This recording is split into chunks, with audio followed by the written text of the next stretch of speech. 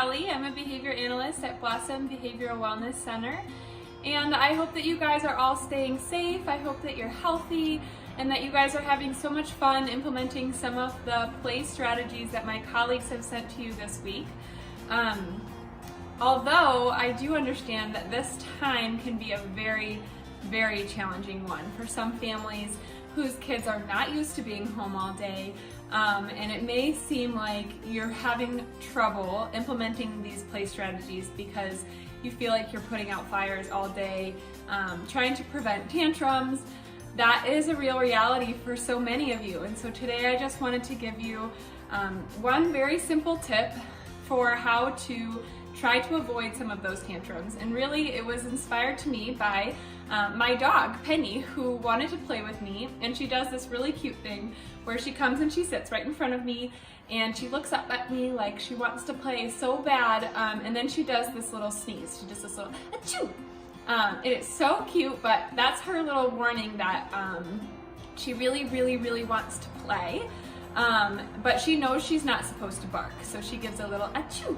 And then if I don't pay attention to the sneeze, she starts to bark. And then if I don't pay attention to the bark, she barks incessantly because she wants to play so bad. And that just made me think about some of you guys maybe who have kiddos who maybe they want something so bad, and at first they might ask nicely and you said no.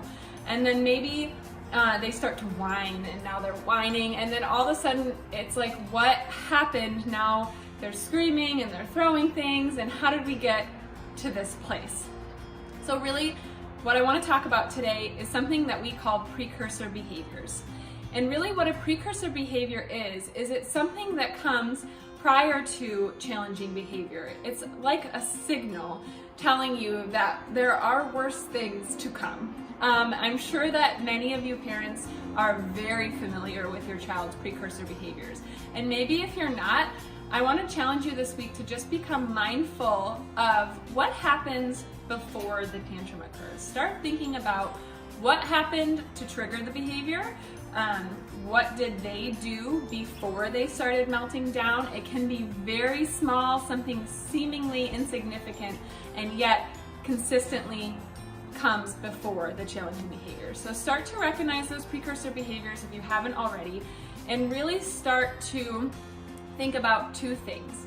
One, if the precursor behavior is something that is tolerable, that maybe if we know that that's something we're allowed to give in on right now, that we really pay attention to acknowledging and respecting that precursor behavior. If it's a minor one and we know that a really big one is coming next, then we might what we call reinforce the precursor behavior to prevent the really challenging behavior to come next.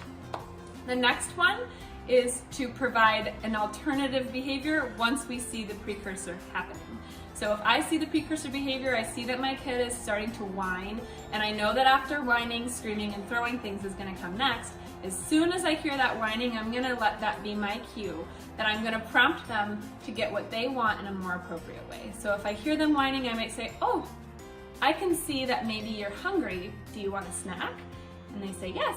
Oh, great. Let's go get a snack, right? So we're gonna kind of take a moment to recognize, oh, I see that something's happening here, and redirect into a more appropriate request.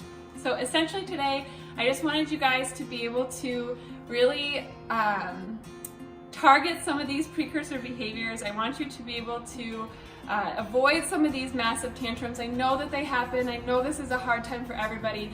I hope that we can be a support to you during this time, and I hope you guys tune in for some more videos and tips.